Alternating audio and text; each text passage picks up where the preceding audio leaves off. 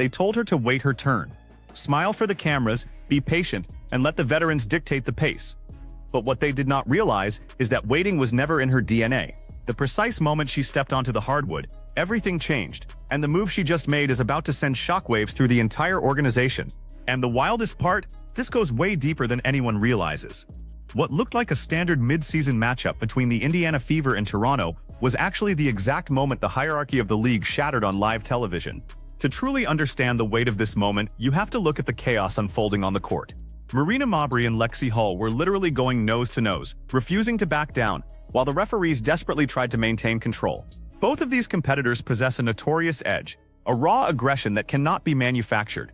You cannot be a passive player in this environment. You absolutely must carry that chip on your shoulder if you plan to survive. But as the tension boiled over, the real story was developing in the quiet execution of Indiana's offensive set. Remember this detail, because it becomes absolutely crucial later in the game. Kelsey Mitchell was operating like a phantom on the floor, using a flawless connection with her point guard to dismantle Toronto's defensive schemes. It is a masterclass in eye traffic and spatial awareness. You cannot execute a lethal backdoor cut without absolute, unspoken synchronization. Caitlin Clark controlled the dribble, deliberately looked away to freeze the defense, and delivered a pinpoint pass the exact microsecond Mitchell broke toward the rim. That level of trust does not happen by accident. But that is just the surface of what is happening here. While the backcourt chemistry was thriving, Toronto was quietly falling apart from the inside out, already missing the leadership of Julie Alamand and coping without the presence of Kiki Rice. Disaster struck again when Brittany Sykes collapsed in the paint, clutching her leg in visible agony. For a player who has already battled through multiple anterior cruciate ligament tears throughout her career, the emotional toll was written all over her face. As she was helped off the floor, unable to place full weight on her leg, the entire trajectory of Toronto's season shifted in an instant, and this is where the story takes a turn nobody expected. Head coach Sandy Brondello has 14 seasons of professional coaching experience, but no amount of tenure prepares you for losing your entire rotation in a single evening. With only 3 available players left on the bench, Toronto was forced to lean into an extreme next woman up mentality. They had to throw Tamea Pui and Maria Conde directly into the fire, demanding heavy minutes from athletes who had barely seen the court all season. It was a desperate survival strategy execution, and Indiana smelled blood in the water. Now here's the part that should make you angry if you appreciate pure basketball strategy. Even with Toronto completely depleted, Indiana did not just cruise to an easy victory. They had to fight their own worst enemy, which is their history of blowing late leads.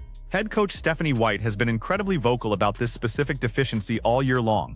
When this young squad secures a lead, they historically start playing not to lose, rather than playing to win. They become tentative, they turn the ball over, and they invite inferior teams right back into the contest. But you have to ask yourself, how much pressure can one roster actually take before they finally break? Enter Sophie Cunningham, who completely flipped the script and turned the third quarter into her personal firing range. She did not just fill a role, she absolutely demolished Toronto's perimeter defense. Every single time her teammates found her coming off a screen, her feet were perfectly set. Before Toronto could even adjust their coverage, Cunningham was burying transition triples from the left wing, then rotating to the right side to do it all over again. And this is where it gets personal.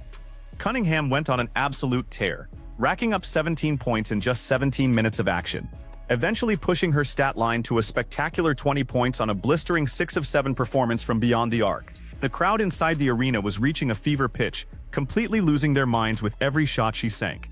That is the exact definition of a high-level contributor maximizing their minutes. Her teammates possessed so much unwavering faith in her shooting stroke that they completely stopped looking for their own shots, feeding her the rock until her arms were literally heavy from exhaustion. Because here is what this all means going forward. While Cunningham was providing the fireworks, Kelsey Mitchell was quietly putting together a masterpiece, finishing the night with a staggering 25 points. It was the quietest, smoothest destruction you will ever witness on a basketball court. While the cameras focused on the dramatic player interactions and the bench celebrations, Mitchell was consistently hitting baseline jumpers and slicing through the lane. Combined with Aaliyah Boston dominating the glass with 11 massive rebounds and dropping precision cross-court passes, Indiana built a commanding 12-point advantage, their largest lead of the entire night.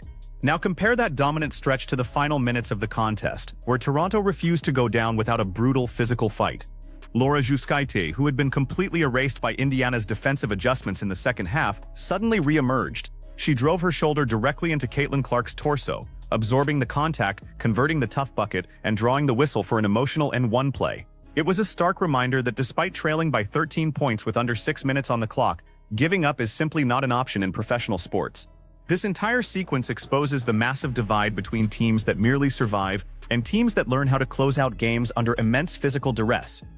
Indiana proved they can survive the chaos, adjust their defensive intent, and ride the hot hand when everything is on the line. But as the schedule intensifies with massive matchups on the horizon, the real question is whether this young core can maintain this elite level of execution, or if this was just a temporary flash of brilliance. Drop a comment below and let me know if you think this roster has what it takes to contend for a title, or if their late-game cracks will eventually ruin their season.